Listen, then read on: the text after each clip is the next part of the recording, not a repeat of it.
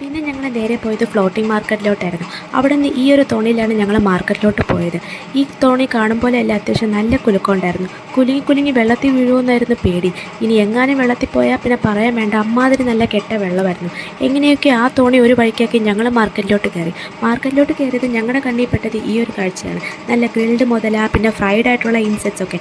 ഇതൊക്കെ കണ്ടിട്ട് കഴിക്കണമെന്നുള്ള അതിയായ ഒരാഗ്രഹം ഇല്ലായിരുന്നു.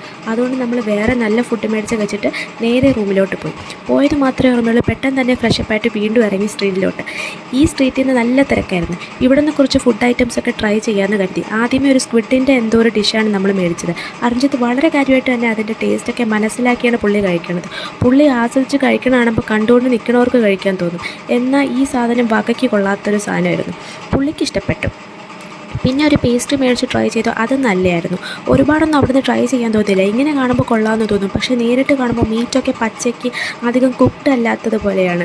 പൊതുവെ പോർക്കിൻ്റെ ഐറ്റംസ് ആയിരുന്നു ഇവിടെ കൂടുതലും. പിന്നെ ഇവിടെ വന്ന സ്ഥിതിക്ക് മുതലയുടെ ഗ്രില്ല് ട്രൈ ചെയ്യാതെ എങ്ങനെയാണ് പോണേ. ഞങ്ങൾ ഒരു ഗ്രില്ല് മേടിച്ചു. ആകാശ് കഴിച്ചിട്ട് പുള്ളിക്ക് തന്നെ വിശ്വസിക്കാൻ പറ്റില്ല പുള്ളി മുതലയുടെ ഗ്രില്ലാണോ കഴിച്ചതെന്ന്. അതാണ് ആ ഒരു എക്സ്പ്രഷൻ. പിന്നെ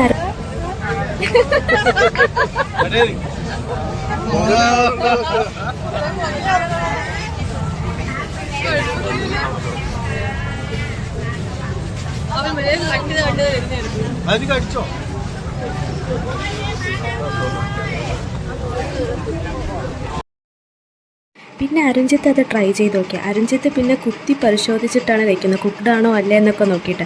അരുൺജിത്തിനും ഇഷ്ടപ്പെട്ടു. ഞാൻ കഴിച്ചു, അപ്പം തന്നെ തുപ്പിക്കളഞ്ഞു. എനിക്കിഷ്ടമായില്ല. പിന്നെ ഞങ്ങൾ അവിടെ നിന്ന് ഇറങ്ങി നേരെ ഹോട്ടലിൽ പോയി ഫുഡൊക്കെ കഴിച്ച് നേരെ റൂമിലോട്ട് പോയി.